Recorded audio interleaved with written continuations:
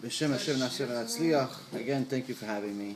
As I said, as the Rabbi said, my name is Yaron Reuven. I'm a Baal Tshuva, and the world that I came from is a little bit different than most rabbis, because most rabbis, like Kvod Rav, have had Judaism in their life for most of their life, and went to yeshiva and learned for many, many years, and ultimately graduated and decided they wanted to become rabbis.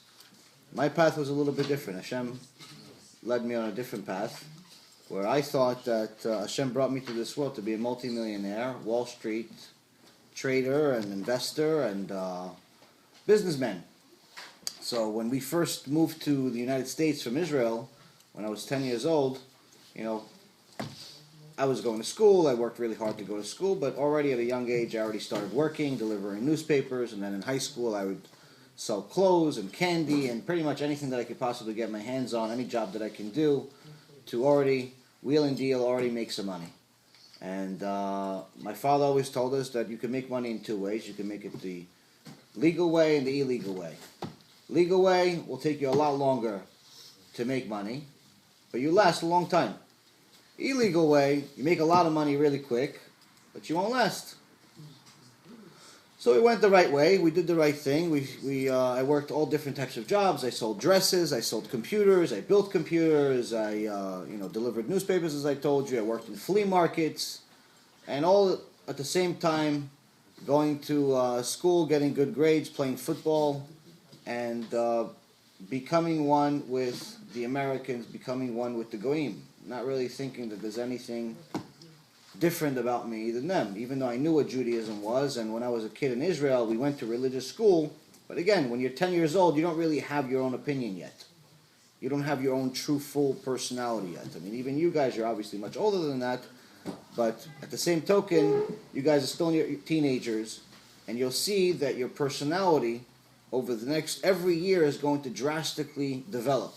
And over the next 10 years, it's going to develop in such an extreme that you're going to look back and say, wow, I was so different back then. And it's good. You develop over time. You get experience. But anyway, as a young kid, I focused on getting good grades in school, making money, and Hashem wasn't exactly a part of my equation.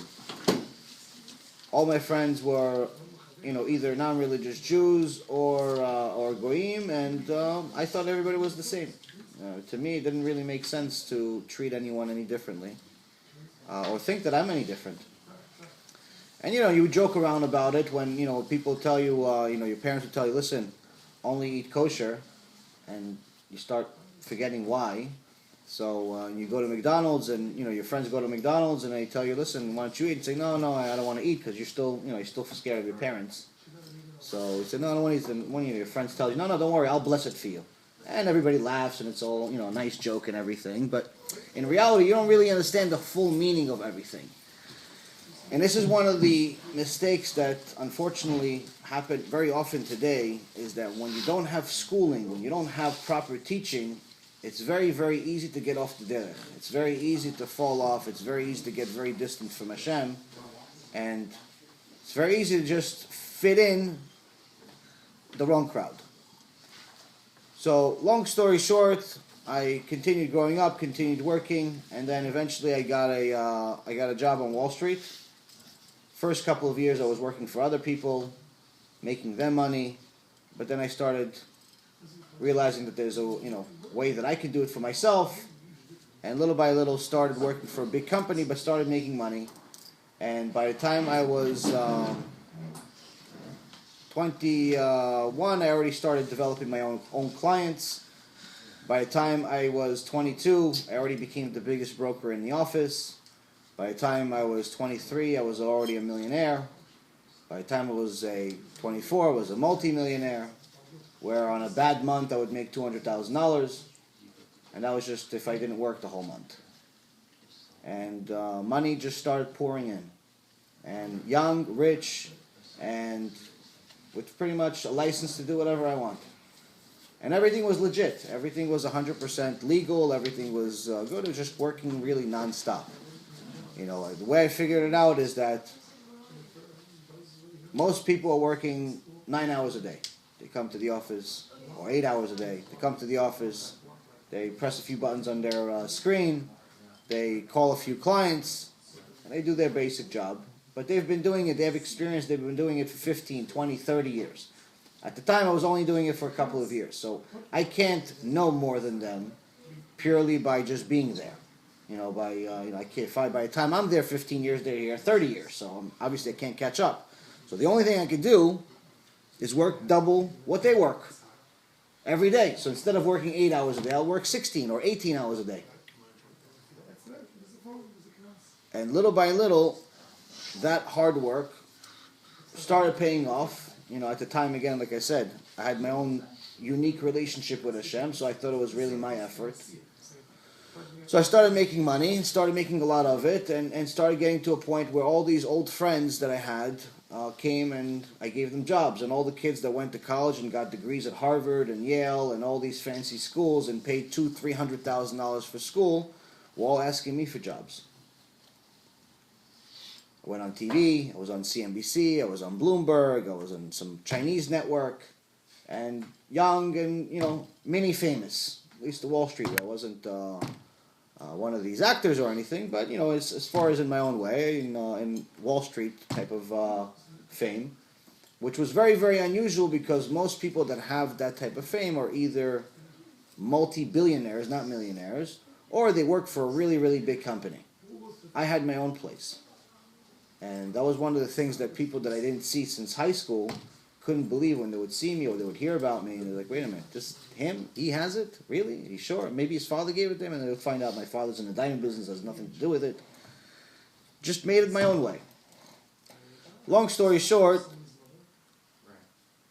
after living a life for a little while and having fun and realizing that money doesn't really mean that much, it's nice to have because it helps you fix problems, but it doesn't actually make you happy. Money does not buy you happiness. Now, most people that say money doesn't buy you happiness, or money is the root of all evil, or money is bad, or money is the Yetzer Hara, and all of that stuff, most people that say that usually never had money. Don't bother me, or I'll kick you. I did. And I'm telling you that it's really not all it's cracked up to be. As a matter of fact, most of the things that money gives you is problems. Because most people don't know how to use it. It's good to be ambitious. It's good to have a drive to go make a lot, and so on.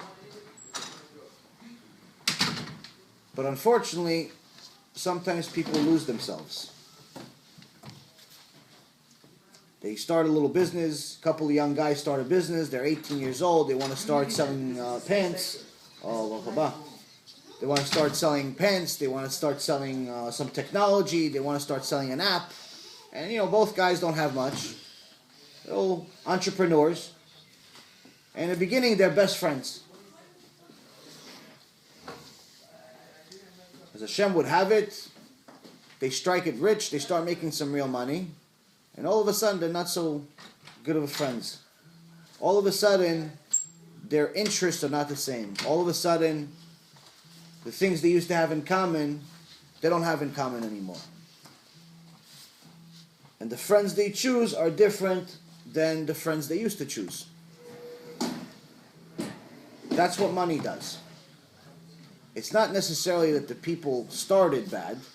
It's that when you have money, then you have this generation's version of Avodah Zarah. As I'm sure you all have heard of why one of the reasons that the Bet HaMikdash was destroyed, the primary reason of the first Bet HaMikdash was destroyed because of Avodah Zarah. Now it's hard for us to understand today how could holy people that go to the Bet HaMikdash in essence see Hashem's work every day. You're seeing miracles 24 hours a day. And it's Hashem's miracles. You see that there's a pillar of smoke, that even if there's a tornado, the pillar of smoke doesn't move. You're seeing fire from Shamayim come down.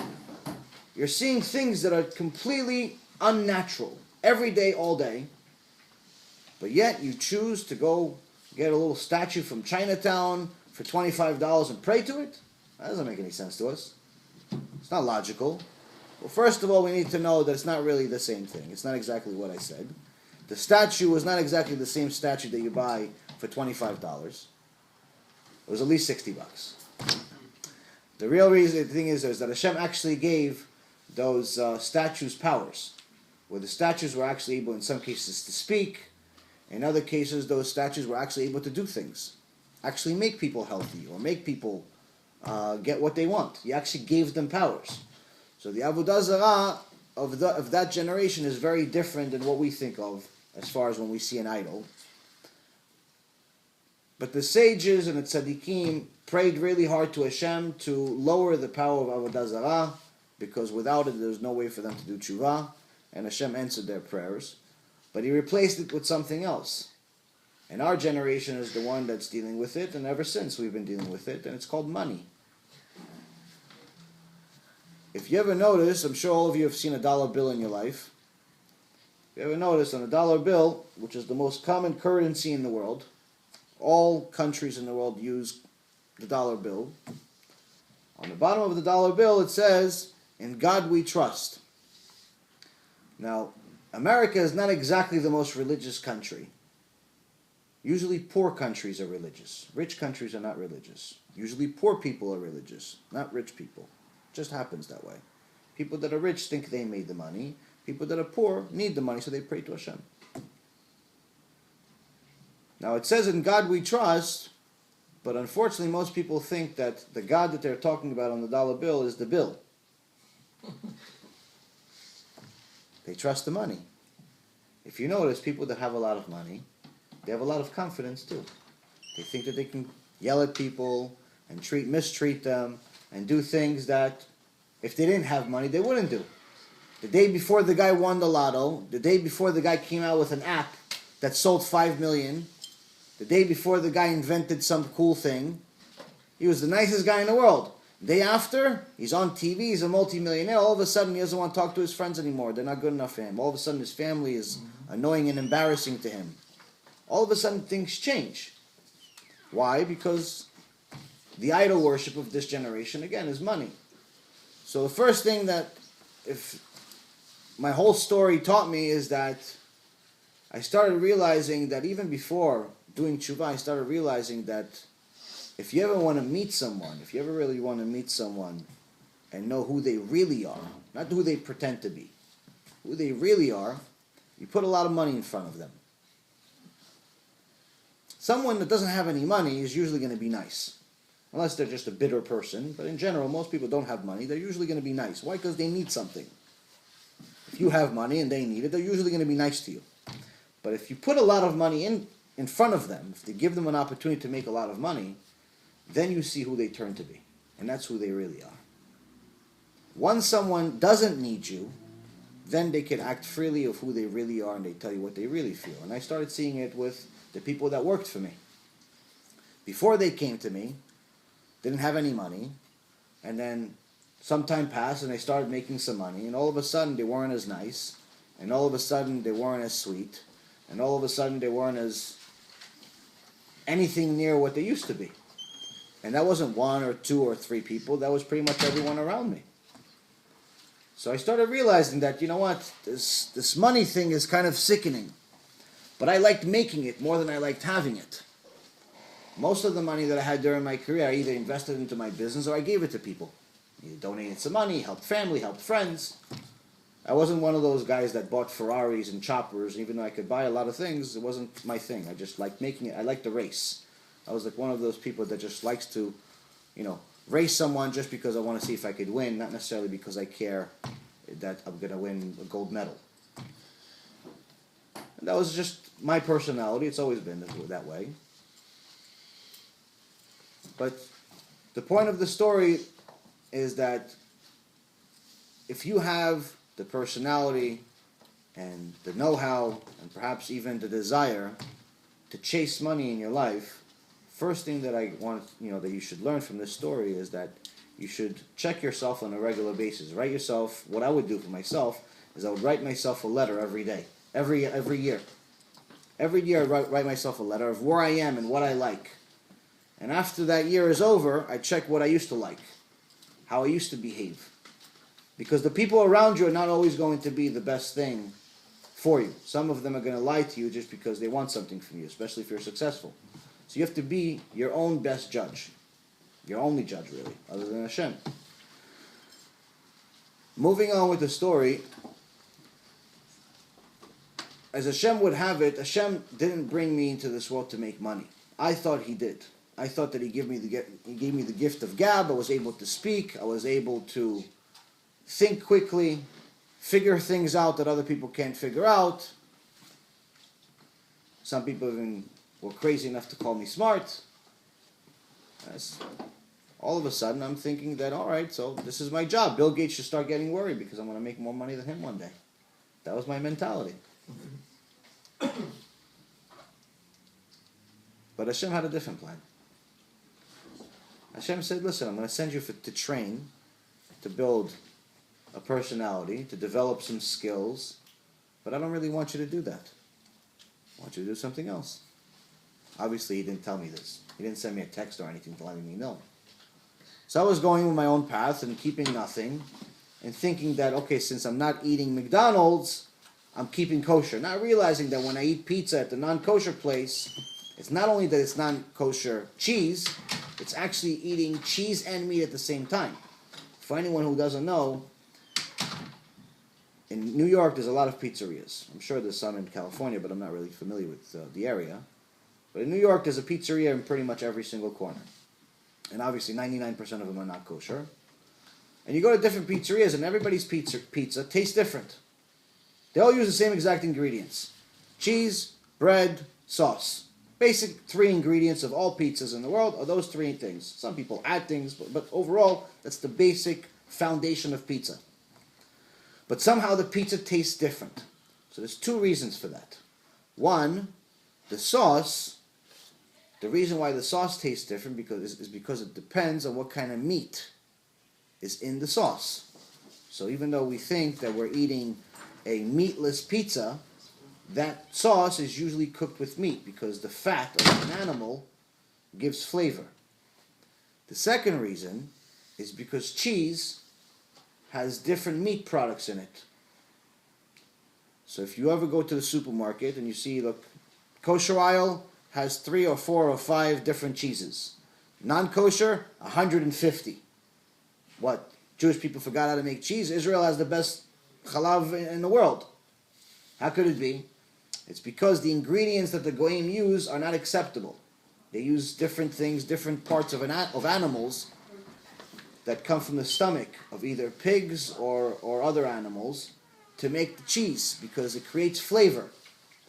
So when we eat a non-kosher pizza, it's not about just being upset, oh, maybe I didn't eat non-kosher cheese. You're actually violating the milk and meat. You're actually eating milk and meat when you eat non-kosher pizza. Now, obviously, I didn't know this until I became religious. I didn't know that cheese, why would you ever look into it? Why would you ever care about it? When you don't care about Hashem, you just care about your own stomach, you care about getting fatter, you care about, getting a pizza at 3 o'clock in the morning after you got out of the club. You don't care about Hashem. You care about eating pizza. After you care about Hashem, you realize that all that pizza you ate violated a sin that even you, that wasn't religious, wasn't willing to violate. As I continued with this business path and Hashem continued trying to show me different signs that He exists, I was a very stubborn person. I'm a very rational person. For me, you can't give me stories. You can't give me mystical stories of how this happened and this guy came back from the dead, or this one, I saw an angel. At the time, none of that stuff made sense to me. For me, I'm a mathematical person. I need proof. I need scientific evidence that whatever you're saying is right or whatever you're saying is wrong. So when I would go to rabbis and ask them questions about science, I assumed that all rabbis they were all knowing. I assumed that all rabbis knew everything. If you're a rabbi, that means you know everything. What I didn't know is that different rabbis study different parts of the Torah. No one knows everything. For example, most of what I study is, things that are relating to science, scientific proofs of HaShem. Most rabbis that go to the traditional yeshivas never even look at this stuff because it's just not part of the regiment that most people look into. Some do. But again, I assumed as a young, ignorant person that if I ask a rabbi a question, he should know all the answers. So when I would ask a rabbi about dinosaurs, and he would give me some ridiculous answer like, no, they didn't exist. So I'd say, okay, so Judaism is nonsense. There's bones in the museum. How could you tell me dinosaurs didn't exist? What are you telling me? The archaeologists made up all those bones? So then I go to another rabbi, and the rabbi tells me, no, they do exist, they did exist, and they're actually in the Torah. And I ask him, where is it? And he says, it's Taninim Agdolim. In Bereshit, in the first page of the Torah, there's something called Taninim Agdolim. What's Taninim Agdolim? It's giant reptiles. What's a dinosaur? Reptile. So it's in the Torah. Just that this second rabbi knew. The first rabbi didn't. But for me, that was a bigger problem than not getting an answer at all. Why? Because that means that either one of them is lying, or neither one of them knows what the hell they're talking about. Because again, I'm not looking for proofs. I'm not looking to become religious. I'm just looking to prove it's wrong. Because if the religion is right, if the Torah is right, if HaShem is right, I have to do something about it. It obligates me. If HaShem really created the world in 6 days, that means he also created Shabbat. That means I can't go to the casino on Saturday. That means that I can't drive the car on Saturday. That means that I can't eat whatever I want. That means that I can't go out with goyot. That means that a lot of things change. I don't want to prove it right. I want to prove it wrong. So the fact that one of them told me that dinosaurs didn't exist carried more weight with me than the guy who told me, listen, it's Taninim Agdolim, which is obviously the right answer. There's more to it, but we're going to try to go through a lot of different things. So I was a very stubborn person. When I would ask people questions, they wouldn't know, or they give me answers that didn't make sense to me, and I would continuously justify me continuing on. So Hashem decided that, okay, you're not going to go and become religious the traditional way, so I'll make you religious the most popular way. In our generation, the most popular way of getting religious, does anybody know what it is? People are not religious and all of a sudden become religious. What's the most popular way? Think about it for a second. Out-of-body experience. Not that many people have it. True. A lot more people are becoming religious than people that are having out-of-body experience. So why are most people doing tshuva? The proof in the Torah. Like the Yes, proof, but why do they care? When do people look for Hashem? There's good times or bad times? Bad times. That's the most popular way. Problems. People have problems, they become religious. Rich person, like we said before, rich person doesn't look at Shemaim and say thank you. Rich person usually looks in the mirror and says thank you. Poor person is crying to Hashem and saying, please help me. Can't look in the mirror, he can't even afford the mirror. He's looking for help. So Hashem started sending me problems. Young millionaire starts getting problems. All of a sudden, everything that I used to touch used to turn to gold. Now everything that I touch is turning into ashes. All the deals that seemed like they were the best deals in the world start going bad. Problems. I'm still not listening. I'm still not changing. More problems. More money lost. Friends turn to enemies. I'm still not listening. I'm still not looking up. Which reminds me of a story, a famous story, happened about 20 years ago or so, in Tel Aviv. There was a guy that made about $3 million, which at the time in Israel is considered a lot of money. And he wasn't religious. And he wanted to invest this money. You know, when you have money, you need to make the money go to work. So it works for you and you make more money. Just as the Gemara says, you give someone 100, he wants 200. You give him 200, he wants 400. It never ends, which means that the desire of the rich is much higher than the desire of the poor. Meaning the guy that's poor, the guy doesn't have that much. Middle class guy, makes $50,000, $60,000 a year. All he really wants is 50, 60,000. He has what he has, that's it. The guy that has 10 million, for him it's not going to be enough until he gets another 10 million. Which means that he feels, technically, it doesn't make sense, but it is a real way, he actually feels poorer than the guy that has 50,000. Because he needs more.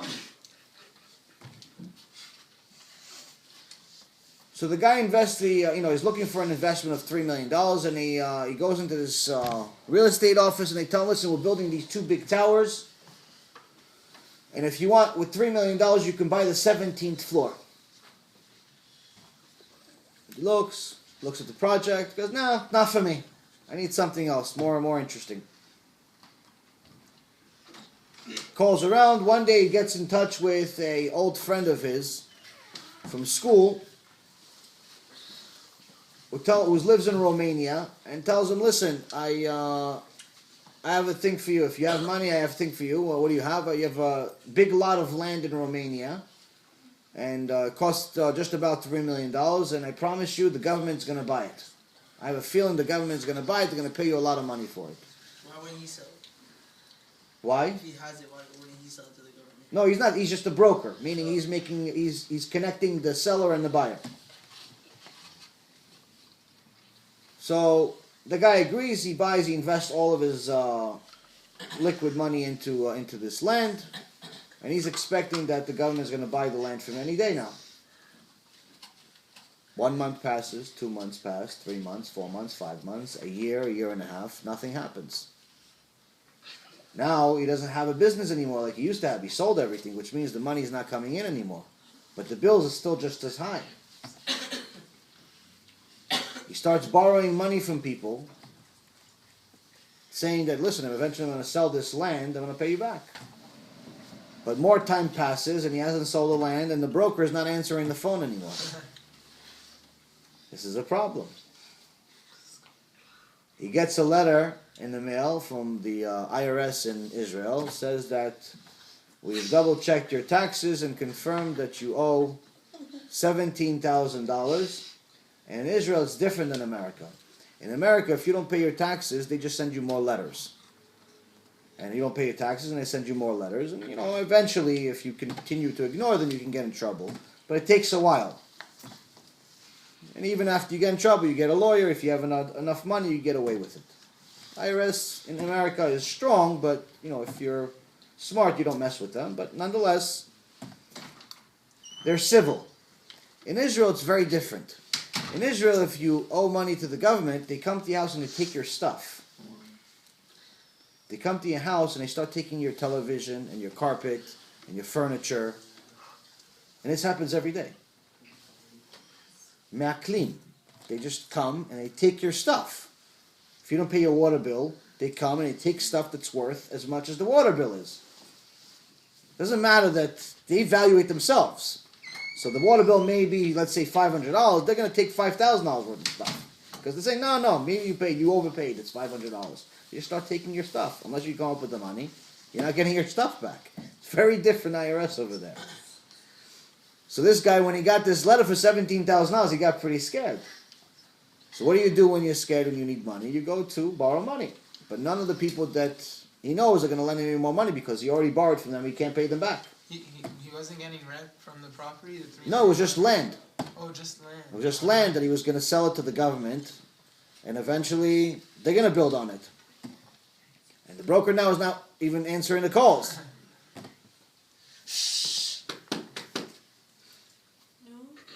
So he finds out from someone he knows that there's a company in Tel Aviv that lends something called hard money. Hard money is like money with high interest. Where is it? It's in so-called building on the 17th floor. Where is it? It's exactly the place that he was supposed to buy a couple of years ago with the $3 million. So he goes to the 17th floor and he's looking around. He's like, I should have owned all of this. All of these people should be paying me rent. He goes there. He borrows $25,000. He leaves the office, but he looks around and he's very upset. He says, instead of owning this entire floor and getting rent from all these nice companies, I own this waste of land that's not paying me anything. I lost all my money. He says, well, you know what? At least while I'm here, let me look around the building. Let's go on the roof, because the 17th floor is the top floor, or one of the highest floors. So he goes on the roof. He's looking, he's wondering what's happening, why all this happened. After he cries for a little bit, he decides, okay, let's leave. But he didn't realize that the building was still not complete. So the roof door was only able to be opened from the inside. You couldn't open it from the outside. So now he's stuck on the roof in the middle of the summer in Tel Aviv. Not fun. So he starts screaming, yelling, but nobody can hear him. He's on the roof. So he says, you know what? I have an idea. If I take $100 out of this $25,000 and I throw it on the floor, somebody's going to pick it up. He's going to look up. So he throws $100. Destroying more and more. Somebody sees the $100, puts it in their pocket, runs. Nobody looks up. All right, $100 is not enough. Let me get a few more people. Takes $500. No way, he's going to die here. He can't stay on the roof. It's too hot. Takes $500, throws $500. Same thing happens. One guy, two guys, three guys, four guys. That's it. They got the $500. No one looked up. He's still stuck on the roof. At that point, he got so annoyed and so upset, he took the entire rest of the $25,000 and just threw it in the air. And that's, by the way, anger, according to the Gemara, is the equivalent of avodah zarah. It's the equivalent of worshiping an idol. One of the reasons is because when we get angry, we completely lose sense of all reality. So what is he supposed to do? Right. We'll see what the rest of the story is. Since it's a real story, I can tell you what happened. So now he sends the $25,000 into the air, hoping that at least someone's going to look up. $25,000 lands, $25,000 gets picked up. Not one person looks up. Everyone leaves. Now he doesn't have the money, and he also doesn't have that much more time because he's going to burn up on this roof. A few more hours pass. He's crying himself. He doesn't know what to do. Let's say break the door. And he tries to break the door. He can't. It's a metal door. Tries to break the door. Huh? If you had a cell phone, why wouldn't you call? No, this is before cell phones became very popular. Before anything. He couldn't scream down. When you're on that high of a floor in Tel Aviv, there's enough screaming downstairs. But even if you were downstairs screaming, they wouldn't hear you. So of course they can't hear you from 20 floors up. So he's sitting over there, doesn't know what to do. And all of a sudden, he looks to the right and he sees a bucket. A bucket of what's called in Hebrew chatzatz. Chatzatz is like these little rocks that you make cement out of them. He didn't see it before. So, maybe I could use this. Takes one of these small little rocks and he throws it down. Pop! Hits somebody on the head. The guy immediately looks up and starts yelling at him, and he can't hear him and he can't hear him. But he's like, great, somebody saw me. He's like, I can't lose this guy. I want to make sure this guy definitely calls the cops, does something. So he takes a whole handful of the rocks and throws it at him. So the guy obviously immediately hits other people, and immediately they call the cops. The cops come up, they take him out. And he tells them the story. He's like, listen, this is what happened to me. And they said, your story is so strange, there's no way you could have made it up. We're going to let you go. They even give him a ride home. And throughout the whole ride home, he's asking himself this one question. Why is it that when I threw the money on the floor, nobody looked up? But as soon as I threw the smallest, tiniest little rock, not only did they look up, yelling, screaming, And then you realize you have an answer. Yeah, I think, can I give an Go ahead. example? I think Sure. it's like God gives you all these blessings, you don't even realize them, you're not thankful for Zakubahu. them. But then when God does one thing and you get upset, you get so mad and... Exactly. Chazakubahu. This is exactly what he figured out. He says, when God gave me all this money, I didn't really think Right. about anything about it. I thought he was supposed to give it to me. I didn't even know much about him. I didn't look up. I thought that I was making the money. But as soon as I had problems, I got mad at God. As soon as bad things came, I looked up. I blamed him. I have to change it. And he decided at that moment that he's going to do tshuva. Now, tshuva takes time, but the decision is 1 second. It takes time to learn what you need to do, how to do it, who to call, where to go. All these things take time. And even to get to a point where you can even do it, takes time to build yourself up. To learn, Torah takes time. But requires work every day. But the decision to go in the right path, the second. At that second, he decided to do tshuva, and he decided that he's going to find out about what this thing is called HaShem. And as he says, the story is that when he got home, he had bad news to tell his wife, and he was so upset with himself and how he used to behave, and now that even the money that he borrowed, he doesn't have, the IRS of Israel is going to come any day and take their stuff. They even took the laser. The green laser that they took that from him also. I used to be a kid too.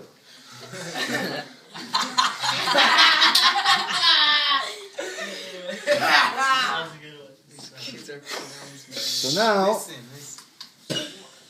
he's sitting in his office in his house, and all of a sudden he gets a fax. So this dates the story. You now realize how old the story is. People don't really use faxes anymore. He gets a fax. Call me right away, I have good news. Who is it from? It's from this broker that hasn't answered the phone in almost a year. He calls the broker answers the phone. The guy's, immediately, he doesn't even let the broker talk. He's immediately yelling at him. Why didn't you answer the phone? Wait, you said there's no phones at this time. It's home phones. Yeah, you really? That's very inappropriate, right? Inside a Tesla. They're home phones. They didn't have lasers, though. They didn't have lasers. So, he calls him. He yells at him for about a good 20 minutes. The broker says, "You finished?" He goes, "Okay, now I'm finished." He goes, "Okay. Good news is the government wants to buy your land for $30 million. Wow. And this person continued with the promise that he made that very day. Did complete tshuva, gave a lot of tzedakah, and spent the rest of his life learning Torah. From 3 million to 30 million? When governments want something, it doesn't matter how much money they're going to pay for it because it's other people's money anyway. Governments don't actually work, they just collect or print. So, the guy realized the truth, he woke up, he got the test. I, on the other hand, didn't have the same type of test. I got the rocks thrown at me, but I just yelled at God, never actually thought I should yell at myself. So my test continued to become more and more difficult. In 2006, I was perfectly healthy. I just had my biggest year where 1 month, in May of 2006, I made $1.6 million. So I decided to take a month vacation. And my vacation wasn't in yeshiva. My vacation was to a place where no one on earth should ever go, like Las Vegas. And play the World Series of Poker. And do all types of shtiyot. All types of nonsense. Figured I had money. I just made a lot of money. And for the year, I think I made maybe like $5 million. Why not? Why not? Everything was great. I came back from the vacation. Business was great. Did you lose or win money? In Vegas? On that vacation, I think I broke even. Overall, sometimes I won, sometimes I lost. I used to play high stakes poker. I was a good player, but the most important part of my poker stories is the fact that it's a giant sin to do it, and it's considered gezel. Gezel means it's considered theft. When you win money with poker, it's considered like you stole the money from the other person. Wow. Why? Yeah. Because the money you didn't earn the money in a legitimate way. But we're allowed to go for fun. But it's permission sometimes. through them too. Not allowed to go to a casino ever. We can't play blackjack at a casino. Not allowed to gamble. In Judaism, according to Torah, you're not allowed to gamble. They're allowed to But play I for heard it's nothing, not but for if it's your job. If you're doing it for work, you're not allowed. But for fun, you're allowed to go. Opposite. It's probably it's not allowed But to if go to a there's no casino. money involved, it's just for fun. Well, if it's just for fun, then it's just a game. It's the same thing as Monopoly. But if you're playing with actual money, it's a giant sin. And going to casino by itself as a Jew is considered chilul Hashem, because the people that are not religious, like I used to be, are looking for excuses not to be religious. So when they see a really religious person with black and white and a beard, like I used to see, unfortunately, playing on the same poker table that I'm playing at, I'm like, see? All religion is nonsense. I'm blaming the whole religion, not this guy that's making a sin. I'm thinking that this guy, this one little guy, represents the entire Judaism, like he's Moshe Rabbeinu. In reality, he's just making a sin, he's just one guy. Unfortunately, it's a very big sin. It's considered chilul Hashem, and chilul Hashem is something you can't fix in this world until you die.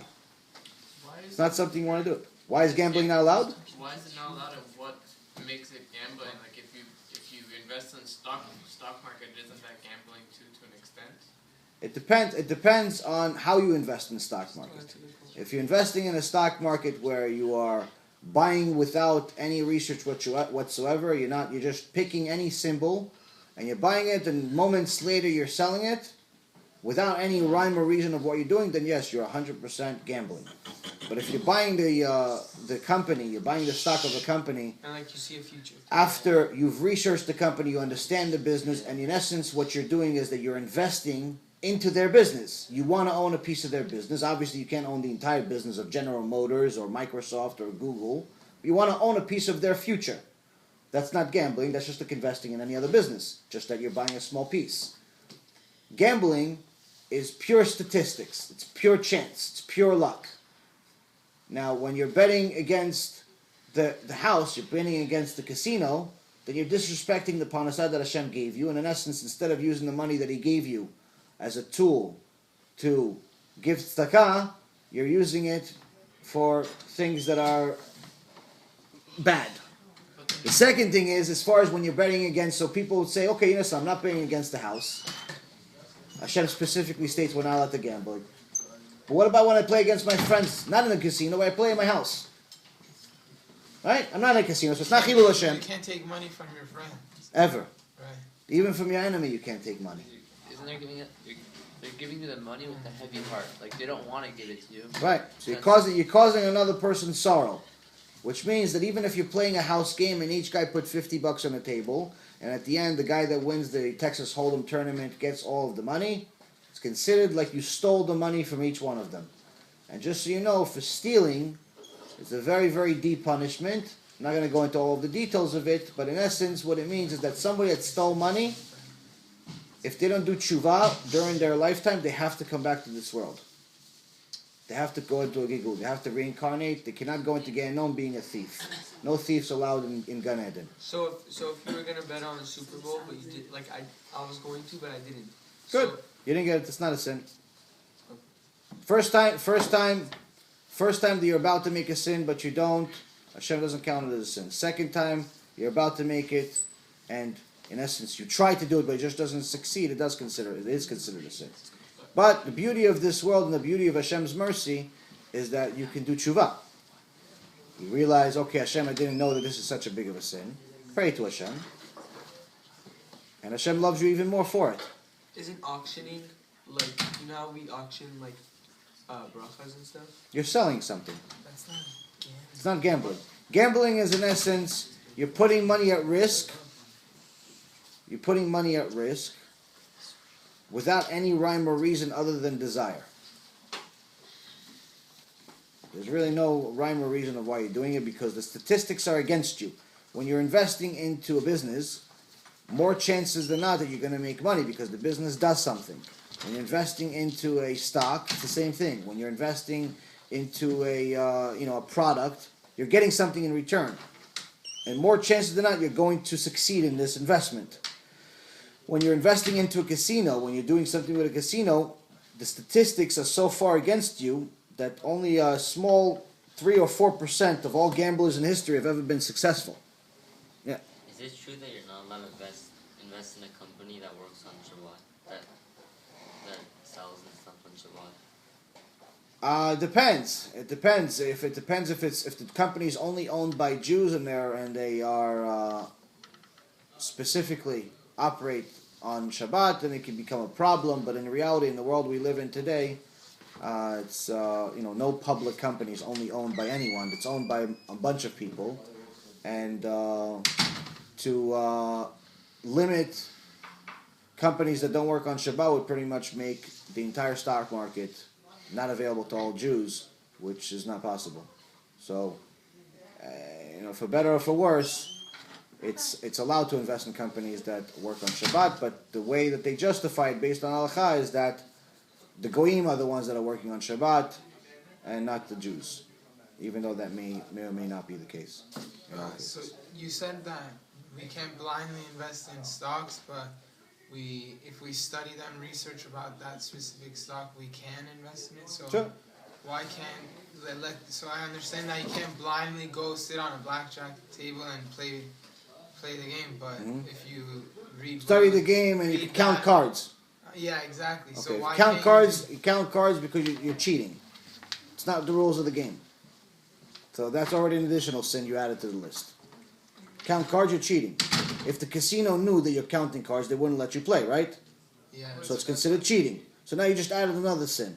So the way to win is to cheat. Now, okay, so that's why I said any table games, roulette, table, all that stuff, you could throw it in the garbage. There's no chance in the world you could ever justify it. The one thing that people thought they could justify is playing against people, playing poker. Because they're not playing against the house. But like I told you, anytime you win with poker, it's considered like you stole the money from the other person. What if it's going on the table? Is that Now to steal from Goyim. It's even worse. Chilul Hashem. What if they don't know you're Jewish? You're not wearing a kippah, you're just there with the hat or whatever. If they don't know that you're Jewish, okay, then you're still stealing from them. So it's not Chilul Hashem, but it's just stealing from them. How about like a lotto ticket? Lotto ticket, according to Rabbi Moshe Feinstein, you're allowed to buy one lotto ticket, the minimum amount, $1. And how long? A year? Or? No, if there's a lotto, you buy a lotto. It's considered an insignificant amount of money for you or anyone. So it's considered $1. I think they even capped it at $2 because there's one ticket that's $2. But you can't buy any of these cards that are $5 and $10. And now people get these addictions where they buy these cards and spend $100 a day on these crazy cards.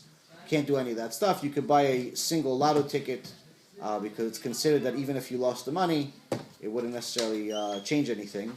But again, it's you have to be very, very careful with gambling because it's just not worth it. The stuff that I used to do, again, I did it based on lack of knowledge.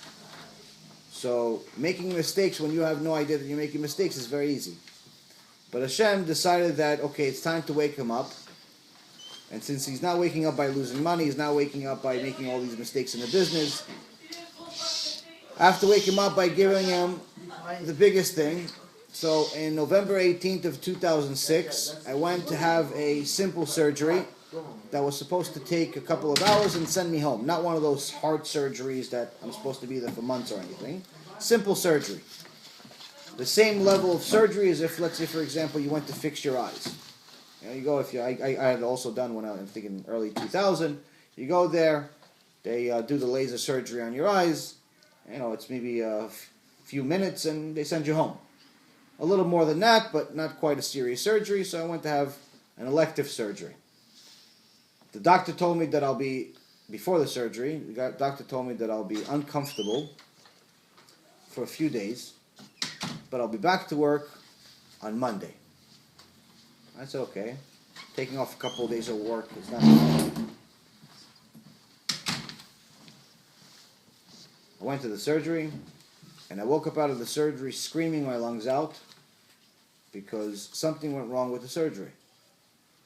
They cut something, they did something that cut some type of nerve, and they had no clue that they did it. Nerves can't be fixed. So my screaming couldn't be fixed. They gave me enough drugs to kill a person, which eventually calmed me down after a couple of hours. And I foolishly thought that it's over. So, as I was supposed to, I went home. Not thinking anything of it. I had a sandwich of shawarma. And I told everybody good night. I woke up 45 minutes later, screaming even worse than what I did at the hospital. Only this time I didn't have all the drugs they have in the hospital. And I didn't stop screaming for 62 days. For 62 days, the most amount of consecutive sleep that I was able to get was 15 minutes. Now when you can't sleep, your body starts failing. Your body stops functioning. So you start dying. So it started bleeding from my eyes and ears. Where did you get surgery for? Something that's completely unrelated to anything that I'm going to tell you after. It was an elective surgery. It was a hemorrhoid surgery. Hemorrhoid surgery is something that 66% of the population have. So how did they mess up on your surgery? HaShem made it happen. I just thought they did. HaShem had to wake me up, is the point of the story. What nerve did they hit? No one knows to this day. Since I had a lot of money, over the next 7 years, I spent everything that I could, going to over 50 doctors, trying to diagnose what happened. Because the problem was no longer what I had before the surgery, the hemorrhoids. The hemorrhoids was not a problem at all. The problem was that the rest of my body stopped functioning, where from the neck all the way to the bottom of my feet would hurt 24 hours a day. Things that are completely not related to the surgery. So one day I wake up and my legs have doubled in size and I can't walk. Another day, my legs start hurting to the point where I can't function. Next day, my arms. Next day, my chest. And eventually just gets to the point where it's 24 hours a day, full body pain, where the only way that I can function, operate, or even have a conversation is if I have enough painkillers to kill people in my body. And that's what I did. That's what I continued trying to survive for the next 7 years. So when people ask you, does Judaism talk about Gan Eden and Gehenom? The answer is yes. But there's two types of Gehenom. Gan Eden, we don't really have that much details about it because we can't fathom what good really is. We don't really know what good is because everything we think is good is what the Yetzer Hara told us is good, and in reality it's bad. We think women and a new girlfriend every day is good. That's bad.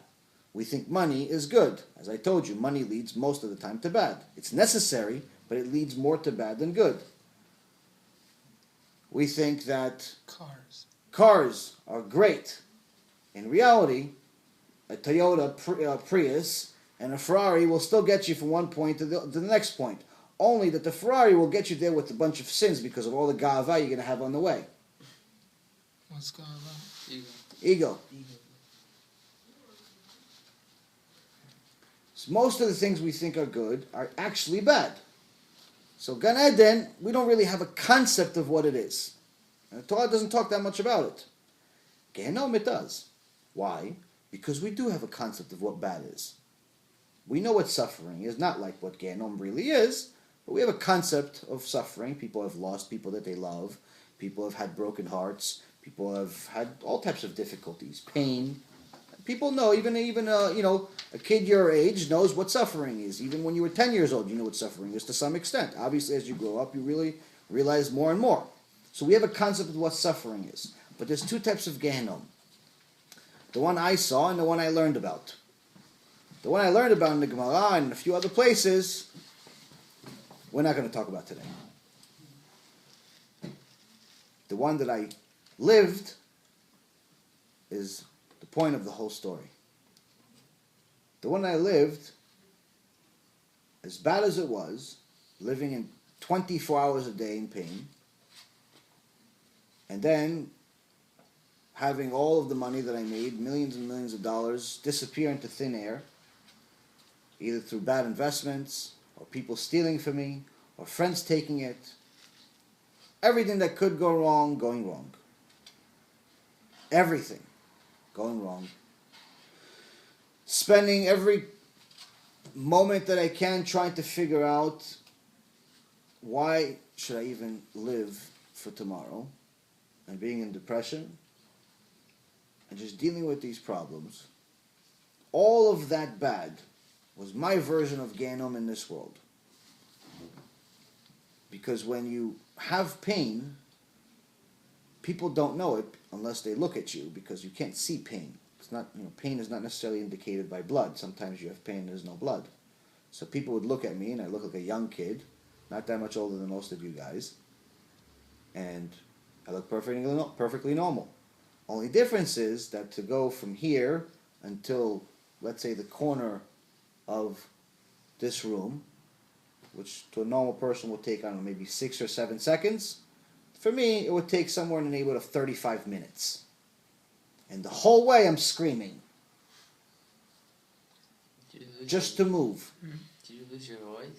Did I lose my voice? Yeah, like you're screaming like you said for like 6 Eventually you learn how to scream, internally, because you don't want everybody to run away from you. But you're in pain a lot of the time, and it sucks.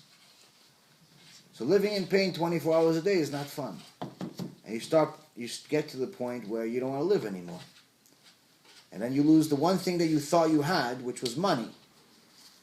And you start losing that too. And then you lose the business. And then the guys you thought you were friends, they turn into enemies. Because people are vultures. In the real world, people are not really your friends. Because, like I told you, when you put money in front of someone, they mutate into the golem that they really are. And all of a sudden they see that you're weak. You were this Mr. Wall Street strong, and now you're weak, and they can just take advantage of it. They're vultures. So they start taking advantage of it. And it continues escalating like a snowball effect, just a really bad one. And all of that was the best thing that ever happened to me.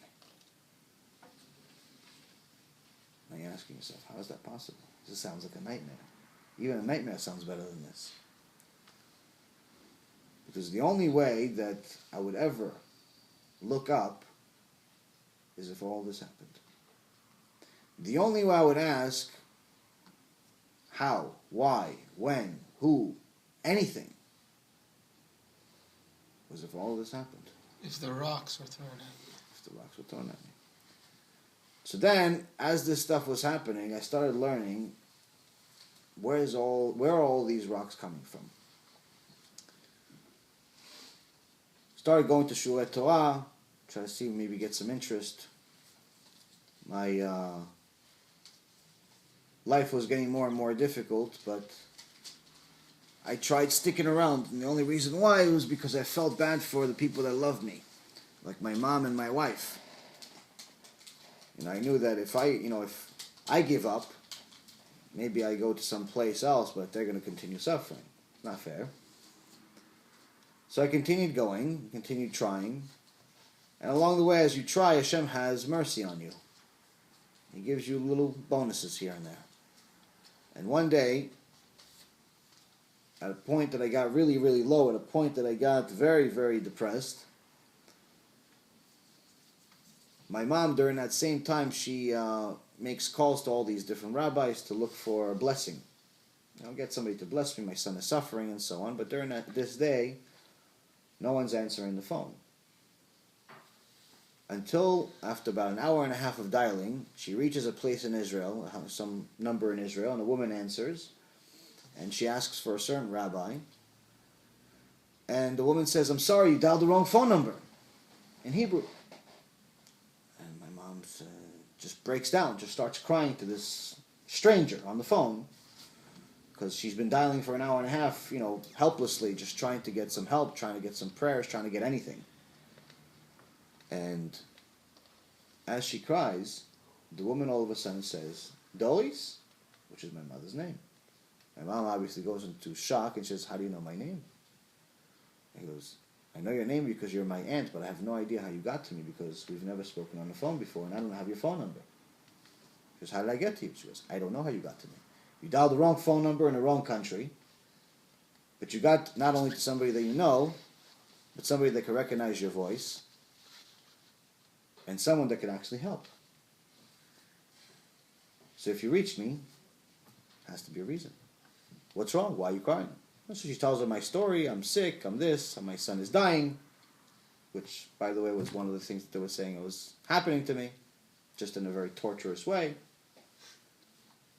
And she says, well, if you're looking for a blessing, why don't you call my brother? He's a big Talmid Chacham in Yerushalayim. And he also lives a building away from Rabbi Ovadia Yosef. He's one of his students. He talked to me? Yeah, of course. You're the aunt from America. Everybody loves you. So she calls Ephraim, Rabbi Ephraim Kachlon. And he's in Kolel, and eventually he calls her back. And she starts telling him, and now when I left Israel, Ephraim is younger than I am, so he was still a baby, so I didn't even know he existed. And so she calls him, and she tells him the story, and first thing he asks is, does he speak Hebrew? And she says yes. I said, can I call him? And he says, you can call, but he's probably not going to talk to you. He doesn't talk to anybody. And at that very moment was the first time I called my mother in a few months, as she's on the phone with him. And my mom is obviously already in the middle of the story, and I'm just entering the story. And she's hysterical, crying, saying, talk to him. And I'm like, who? Talk to Ephraim. I'm like, who's Ephraim, Bechlal? Who's Ephraim? Talk to him, please. He can help you. Who? Who can help me? What do you want? Why are you crying? Talk to Ephraim. I said, okay, I don't know what you're saying, but whoever you want me to talk to, just tell him to call me. I'll answer the phone. Fine. And Ephraim calls me, and he tells me, I tell him one of my issues, I tell him about the pain, and he shows me a source for a question in the Torah. I ask him a question. He not only gives me an answer on the spot, but he gives me the exact verse in the Torah, Gemara, or anywhere else. He tells me the story of Judah and Tamar, which until this day is one of my favorite stories. And I ask him questions, and he not only gives me answers, but he gives me answers like a computer on the spot, and he gives me verses from multiple sources, and it's something that I've never seen before. In the business world, some people called me smart, but he was on a different level. He was in a different world. Never seen anything like it. We talked for an hour and 40 minutes, and all of a sudden the pain didn't hurt as much. I didn't really care that much about the pain. So I was so fascinated by this smart guy I met in Jerusalem that happens to be my cousin. So the next week he called me at the same time, 4 o'clock on a Thursday. And this time we talked for 3 hours. 3 hours worth of Torah. 3 hours worth of stories, 3 hours worth of questions. The next week we talked for 5 hours. The next week we talked for 7 hours. And every single Thursday, ever since, years now, we would talk for an average of anywhere between 5 to 7 hours. And I would ask every single question that you could ever come up with dinosaurs, stars, science information, Torah proofs, emunah issues, everything and anything, business, everything. And obviously he's not only a big Talmid Chacham, but I also learned later on he had a lot of siyata d'shmaya, where he had a lot of help from HaShem. He told me that the first 9 months of our conversations, he would pray, a special prayer before our conversation, to know the answers to my questions. And I said, why? Why would you pray to you? You study this stuff. He goes, no. The questions you asked, I never even knew they existed. I never knew the questions to even know the answers. And this is one of the things that we see about Torah. Torah is not like math, science, or algebra, or any other topic out there that you can study. If you study 10 hours of science, you get 10 hours worth of knowledge. You study 10 hours of math, you get 10 hours worth of knowledge. You study 10 hours of psychology, you get 10 hours of knowledge. Torah is gifted to you. Meaning, you study 10 hours of Torah. If you study really, really hard, HaShem can decide to give you 15 hours worth of knowledge. If you study 2 weeks really, really hard, and you consider Amal B'Torah, HaShem can give you 2 months worth of knowledge. Most of the Torah that the Gedolei Adol know, and even anyone, even a simple Avrech that's been studying for several years, and myself obviously included, most of what I know, obviously I tried studying, but in reality most of what I know is a gift. The reason why we learn the Parashat Shavua every year, we read the same parasha over and over and over again. I mean, obviously, the Gedolei Ador have read this parasha thousands of times already. Why are they still reading it? What, they forgot the story? No. It's because every time they read it, they find out something new. That even after 50, 60, 70, or even 90 years, they never knew. Why? Because it wasn't time for that gift. So we see that from Torah knowledge is something beyond the natural. And that's one of the things that Rabbi Ephraim taught me. That everything I knew until that point was completely wrong. So I started looking into things. I started studying with him as well as on my own. And I needed to make it logical. The miracle was not logical. The miracle that happened with him was not logical. The way I lost millions of dollars was not logical. My world was supposed to be logical. I needed to get something logical. I needed to get some type of proof. One day my brother brought me this book as a gift. And when he gave it to me, I didn't even realize what it was, and I just stuck it away. But once I started doing Tshuva and started keeping Shabbat, I needed something to do. What do you do on Shabbat? Play basketball. Okay, you could play basketball. I lived on the 35th floor in Manhattan. I couldn't play basketball there. Are you allowed to play basketball on Shabbat? Are you allowed to play basketball on Shabbat? I mean, as far as if is it an outright violation? No, but it's not necessarily considered Oneg Shabbat. Not in the. Oneg Shabbat is you're supposed to celebrate Shabbat. Shabbat is meant for studying Torah, not playing But what with if a piece of basketball relaxes leather. you? Huh? What if basketball makes you happy and relaxes you? Then And you you're really, supposed to relax on Shabbat. then you really don't know what happiness is. You could say the same. What if phone But relaxes? what if you like hanging out with your friends on Shabbat and they play basketball, so you play basketball? Okay. What if you like? What if you like to play basketball? What if your friends? What if you like to hang out with your friends and they play basketball on Shabbat? Okay, you have 24 hours a day. Do you play for 24 hours? Oh no, I go to Kenny's. I go to synagogue and then. Right, so you play for an hour, you play for 2 hours, let's say, but you have this still the rest of the time. As long as the rest of the time you're spending doing Oneg Shabbat, it's not necessarily the worst thing in the world. Is it ideal? No, I can't tell you that, but it's not the worst thing in the world. If you spend the entire Shabbat hanging with your friends and playing basketball, then obviously that has to be fixed. You know, spend some time. Put it this way: it's fair to say that you could play basketball at least as much as you study Torah on Shabbat. So if you study for an hour, if you play for an hour, you have to study for an hour. It's a good deal. Yeah, sure. It's fair enough. So I started looking at proofs. I started looking at things. I realized that this book, which if anyone wants a copy of it, if anyone likes science, has a ton of science information, has extraordinary information. I'll finalize a few things to get to the point. I realized that the information we have in the Torah is far beyond what I thought it was. For example, in Masechet Brachot, it talks about, page 32, it talks about the stars. It gives us the number of stars. Am Yisrael is complaining to HaShem and tells him, listen, you destroyed the Bet HaMikdash and you're treating us like a ex-wife in essence. And even someone that has divorced his wife still many years later remembers that he had her. And Hashem gives us a interesting answer, telling us, well, you're saying that I forgot you, but in reality, I created everything for you.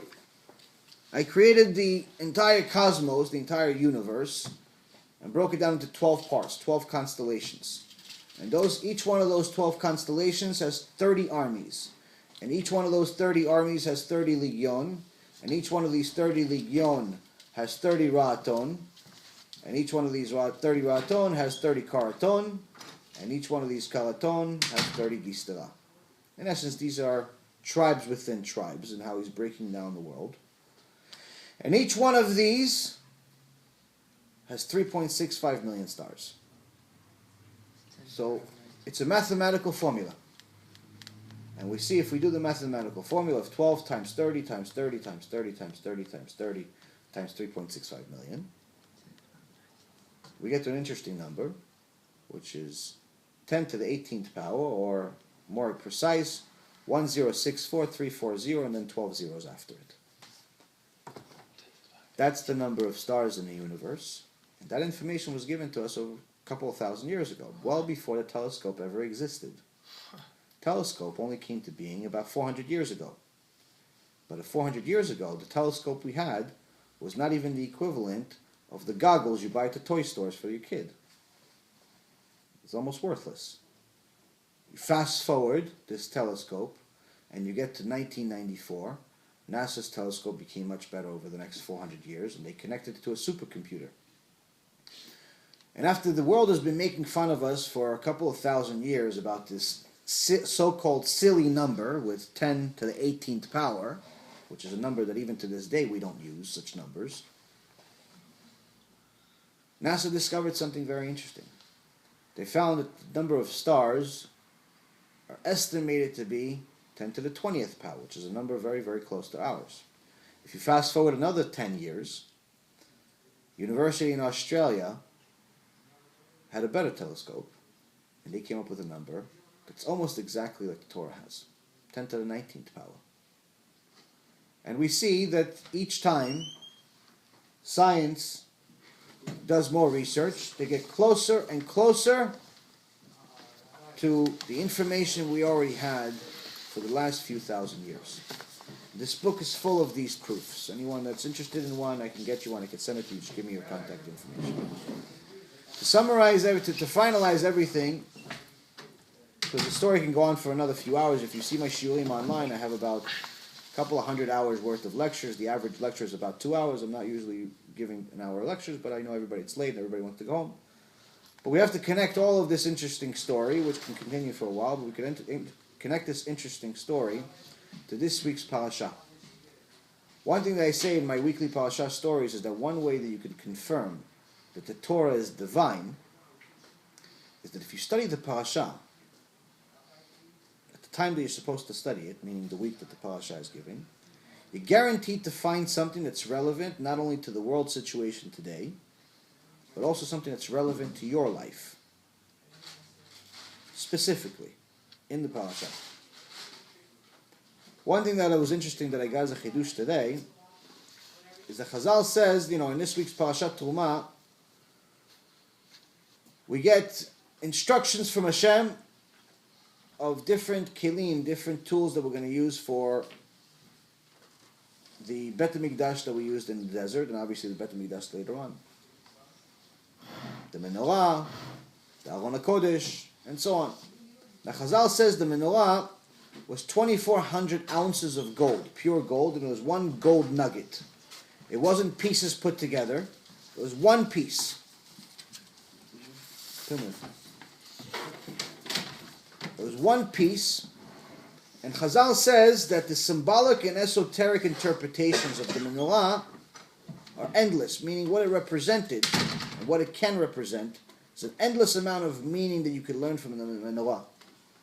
You've seen, I'm sure, the Chanukiah that you have on Hanukkah, or you see the candles that people have in their house for Yom HaShishi. What are you learning from it, really? The Menorah had a few more details that we don't usually pay attention to, that I learned a lot from, and maybe you can. If you notice the picture of the Menorah, the Torah gives a few descriptions. Well, first off, it has a base. The base, again, as we said, the whole thing is one piece of gold. This represents how Am Yisrael, whether they're religious, not religious, whether they love God or they don't, whether they fear God like they should or they think they actually love Him.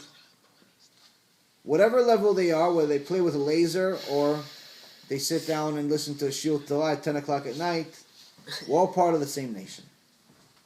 That's why there's one piece. Whether we like it or not, we're part of the same soul, same original soul. But what about the rest of the pieces? There are 4 other pieces that are very interesting. First off is the base. Then there's something called the branch, which in Hebrew is kaneh.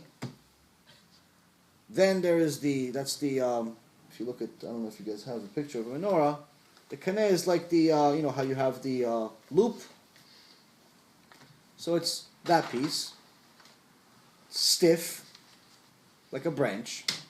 And then at the top of the menorah there's in essence 2 things. There's one thing called a knob, or kaftor. And then there's the last piece which holds the oil, which is called perach, or flour. So I thought something interesting about this. The base is like this world. All of us are a product of this world. Someone's religious, not religious, Baal Tshuva, from birth, Hasidish, Ashkenazi, Sephardic, Yemenite, all byproducts of the world, just like you have all of these kaneh, all of these branches coming out of this base. The branch that comes out of it, for the most part, is Am Kshei Oref, stubborn nation. We're stubborn, we're stiff, just like the branch. The knob, what else has a knob? A door. The knob is the Kiruv people. The knob is the rabbis. The knob is the people that actually care to help people do tshuva, help people stay close to HaShem. They're trying to open the door of Torah to people that don't know better. People like me.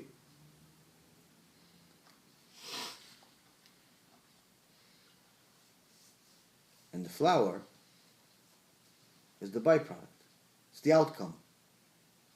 It's what happens to the branch. A branch, strong, but it's useless. The point of the branch is ultimately the flower. Every one of us is a byproduct of this world. Every one of us is going to have our own life, have our own decisions, have our own ambitions. Only thing I can suggest for any one of you guys is that if you ever are in need to get closer to Hashem, He's going to send you someone. He's going to send you a knob. And if you listen, you'll eventually turn into the flower. Baruch Adonai Le'olam. Amen v'amen.